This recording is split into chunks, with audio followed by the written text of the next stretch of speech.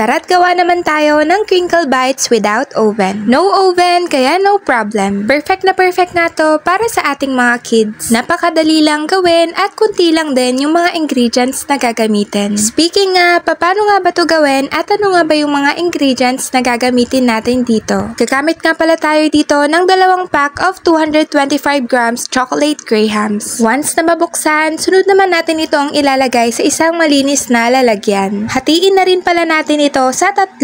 After nga nating mahati lahat, sunod naman natin itong ilalagay sa food processor. Dahil sunod na rin po natin itong dudurugin o pipinuhin. At kung wala naman po tayong food processor, huwag mag-alala dahil marami naman pong paraan. Pwede po natin itong durugin o pinuhin gamit ang babasaging bote. Ilagay lang sa makapal na plastic yung chocolate grahams at pukpukin lang natin ito gamit yung babasaging bote na walang laman. Pagkatapos naman nating durugin o pinuhin yung chocolate grahams, sunod naman tayong magpapainit ng kawali at pagka mainit na nga, sunod naman tayong magme-melt ng 1/2 cup of any brand ng butter. Pwede naman pong gumamit dito ng margarine lalo kung nagtitipid tayo. Sobrang taas pa man din ng mga presyo ng butter ngayon. At pagka natunaw na nga yung butter, sunod naman tayong maglalagay ng 3/4 cup of condensed milk. Ang sukat naman po ng 3/4 cup ay isang 1/2 cup at 1/4 cup. So ayan, pagka napansin nga natin na nag-start ng kumulo yung butter at condensed milk, sunod na rin tayong maglalagay ng 1/3 cup cocoa powder. Ang dami niyang nagtatanong kung ano daw ba yung gamit kong cocoa powder. Dati po talaga yung gamit kong brand is Dutch. Pero sa totoo lang, namamahalan talaga ako. So ayun, napasearch na lang ako sa Shopee na pwedeng pang alternative. At may nakita nga akong isang brand na super affordable. So ayun, trinay ko ngang umorder. At nung natry ko nga, grabe, hindi ako nagsisi sa pagbili. Kaya kung gusto niyo ring itry yung cocoa powder na gamit ko, i-click nyo lang po yung link sa aking bio. So ayan, pagkatapos nga pala nating maglagay ng cocoa powder, ilagay na rin po natin itong naturog or pininong crushed grahams. At sunod naman natin itong hahaluin hanggang sa tuluyan ng ma-absorb ng chocolate grahams yung butter at condensed milk. At pagka okay na nga, sunod na rin natin itong i-transfer sa isang bowl. Pagkatapos naman ma-i-transfer, palamigin lang natin ito ng konti at pagka medyo lumamig na nga, sunod naman tayong magbibilog. Magsuot lang tayo ng plastic gloves at gagamit lang tayo ng 1/4 cup na pangsukat. So ayan, mag-scoop lang tayo nitong ating mixture at sunod naman natin itong i-form ng pabilog.